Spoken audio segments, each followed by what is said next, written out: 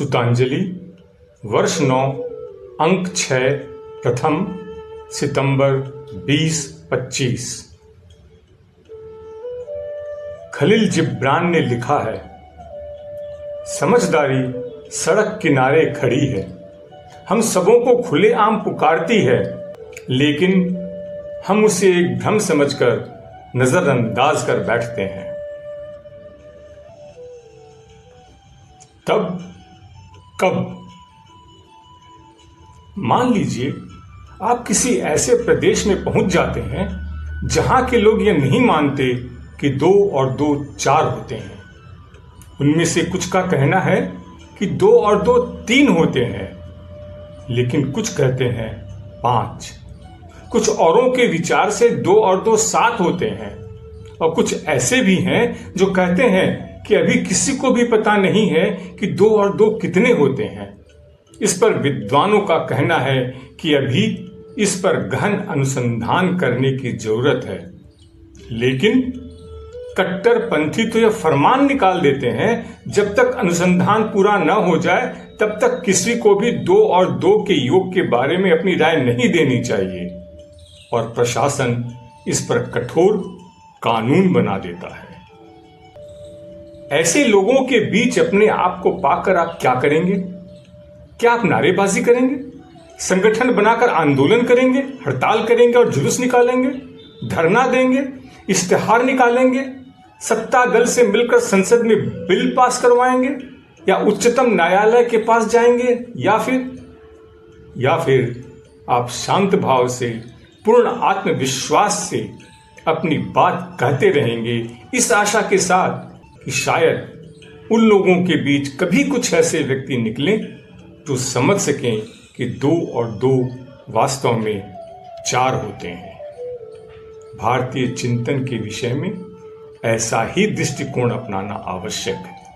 भारतीय चिंतन को बिना साधना के नहीं समझा जा सकता।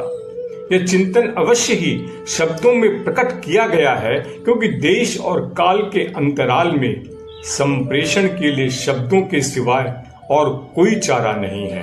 पर शब्द सत्य का केवल संकेत भर करते हैं। शब्द स्वयं सत्य नहीं है। शब्दों की अपनी सीमाएं हैं। शायद इसी कारण हजारों वर्ष तक ऋषियों ने कभी भी अपने चिंतन को लिपिबद्ध करने का प्रयास नहीं किया। वे श्रुति और स्मृति में ही रहे। कुछ लोग भारतीय चिंतन के किसी पक्ष के कुछ शब्दों को लेकर आग्रही हो जाते हैं कि उनके पास ही भारतीय चिंतन का संपूर्ण सत्य है।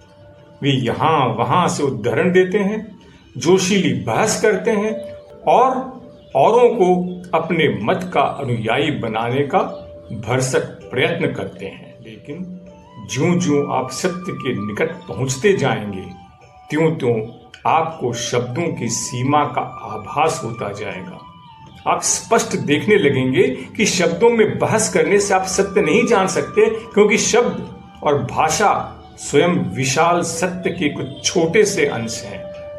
सत्य को जानने के लिए आपको अपने अंदर की शांत गहराई में जाना होगा, जहां शब्दों का जन्म होता है।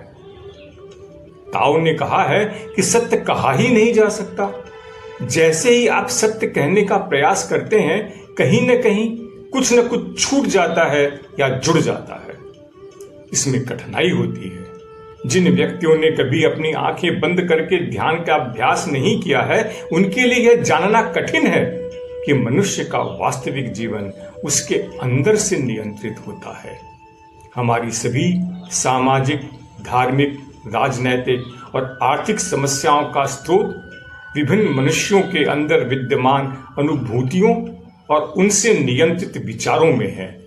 इस आंतरिक जगत को जानकर ही हम बाहरी जगत की समस्याओं को समझ और सुलझा सकते हैं। आपके चारों ओर बहस और नारेबाजी का वातावरण बना रहेगा।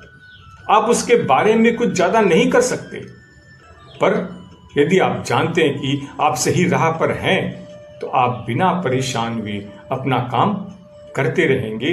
वैसे ही जैसे यदि आप अपने आप को ऐसे लोगों से घिरा पाए कि जो मानने को तैयार नहीं है कि 2 और 2 4 होते हैं। आप परेशान नहीं होंगे, क्योंकि यदि लोगों में सत्य को जानने की चाह है तो किसी न किसी दिन वे जान लेंगे कि 2 और 2 4 होते हैं। आप स्थिर भाव से औरों तक अपने विचार पहुंचाने का प्रयास करते रहेंगे और सदा शांत और प्रसन्न रहेंगे। सत्य के कारण गैलीलियो को भी उसी के घर में मृत्यु पर्यंत नजरबंद कर दिया गया।